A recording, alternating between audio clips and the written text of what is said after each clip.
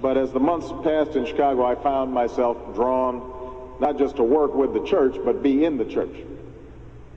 And for one thing, I believed and still believe in the power of the African American religious tradition to spur social change, a power made real by some of the leaders who are here today. Because of its past, the black church understands in an intimate way the biblical call to feed the hungry and to clothe the naked, to challenge powers and principalities. And in its historical struggle for freedom and the rights of man, I was able to see faith as more than just a comfort to the weary or a hedge against death, but rather as an active, palpable agent in the world, as a source of hope. And perhaps it was out of this intimate knowledge of hardship, grounding faith in struggle, that the church offered me a second insight, one that I think is important to emphasize today, that faith doesn't mean that you don't have doubts. You know, you come to church precisely because you are of this world, not apart from it. You need to embrace Christ precisely because you have sins to wash away, because you're human and need an ally in this difficult journey.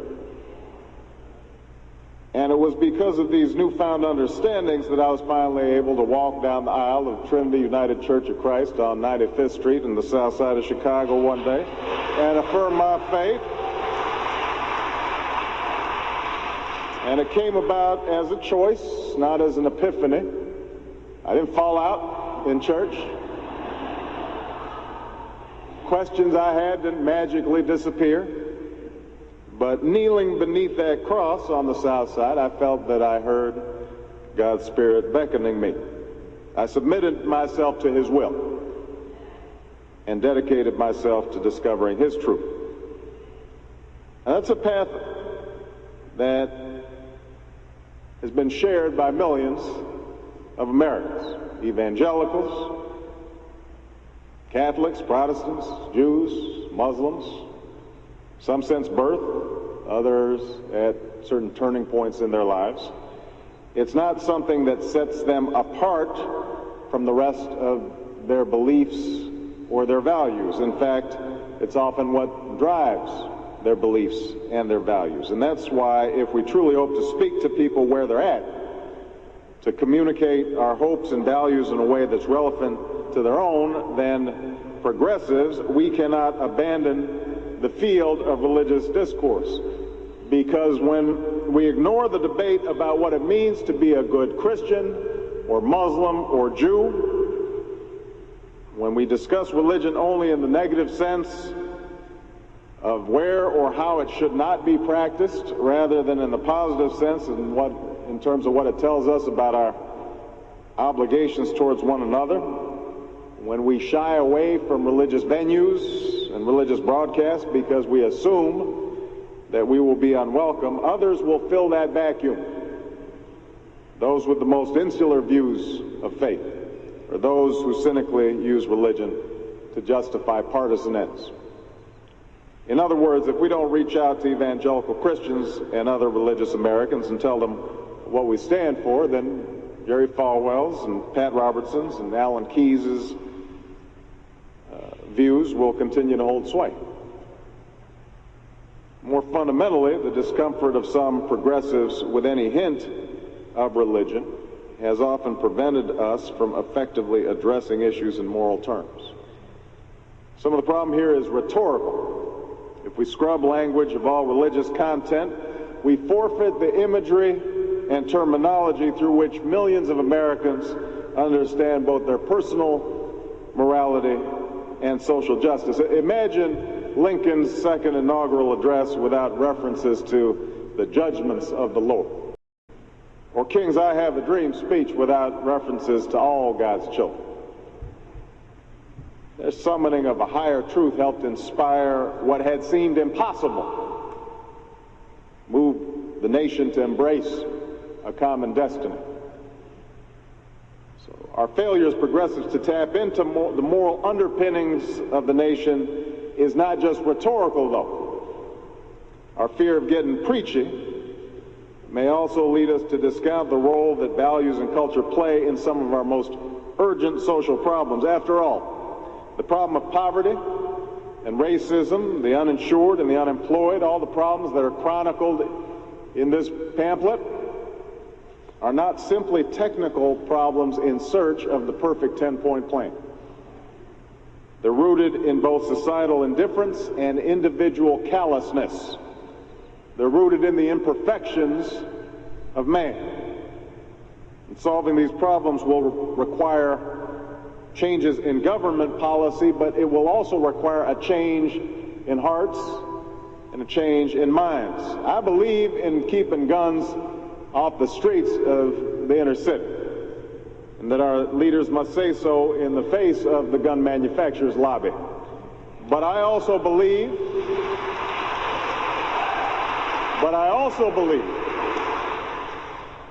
that when a gangbanger shoots indiscriminately into a crowd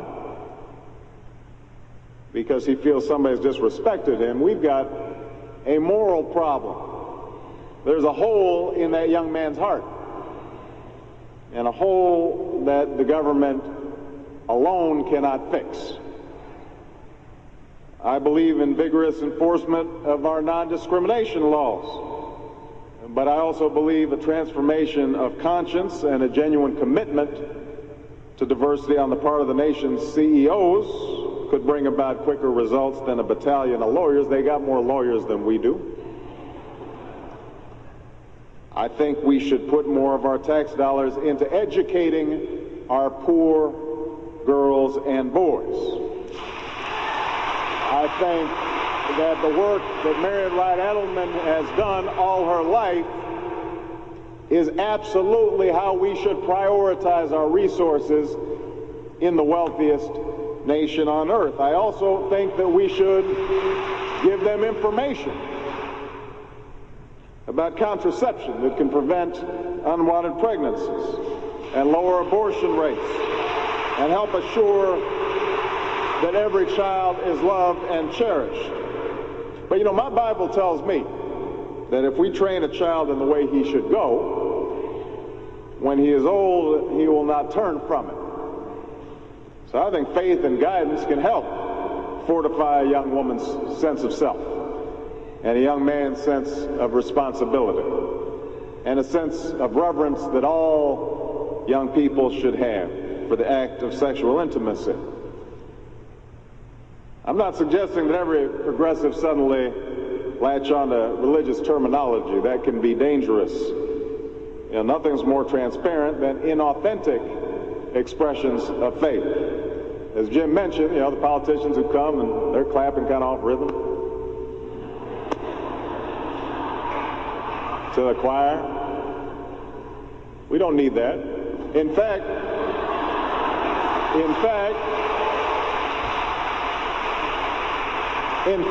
because I do not believe that religious people have a monopoly on morality, I would rather have someone who is grounded in morality and ethics and who is also secular affirm their morality and their ethics and their values without pretending that there's something they're not. They don't need to do that. None of us need to do that.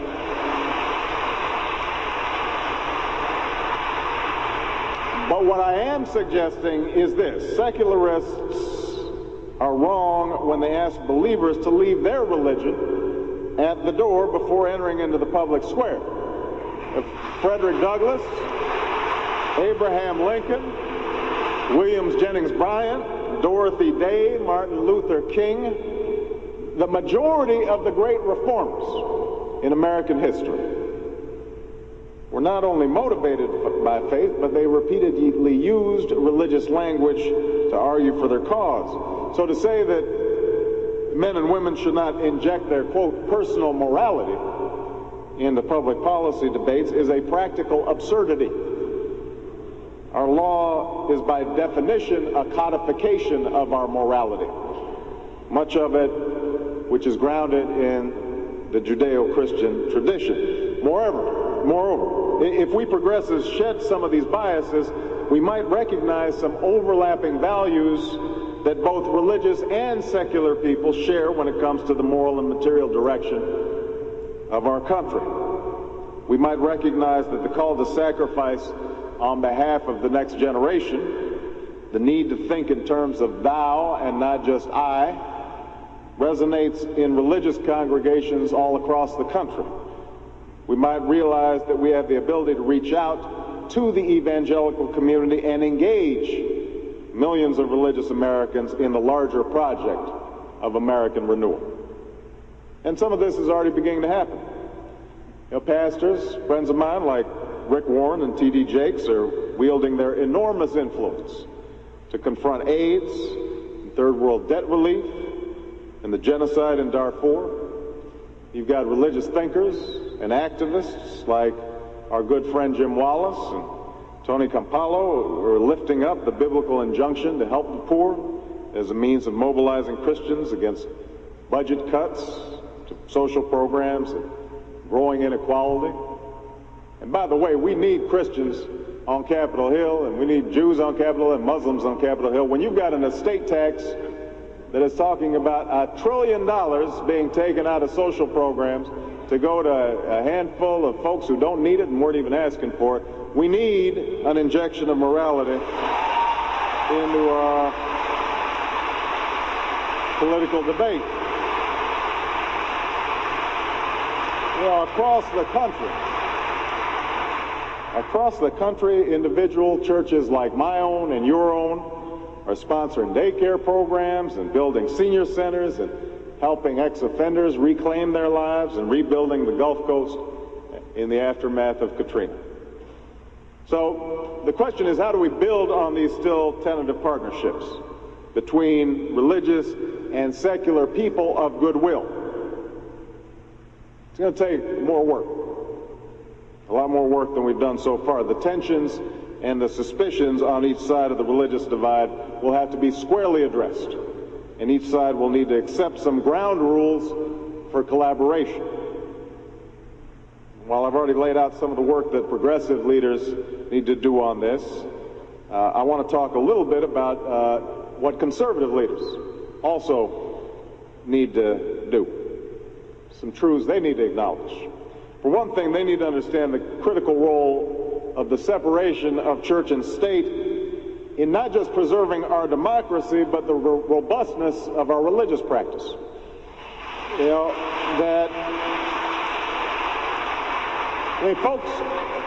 folks tend to forget, during our founding, it wasn't the atheists and the civil libertarians who were the most effective champions of the First Amendment. It was the persecuted minorities. It was Baptists like John Leland, who didn't want the Congregationalists and the established churches from imposing their views on folks who were getting happy out in the fields and teaching Scripture to slaves. It was the forebears of the evangelicals who were the most adamant about not mingling government with religion, because they did not want state-sponsored religion hindering their ability to practice their faith as they understood it. And moreover, given the increasing diversity of America's populations, the dangers of sectarianism are greater than ever. Whatever we once were, we are no longer a Christian nation, at least not just. We are also a Jewish nation.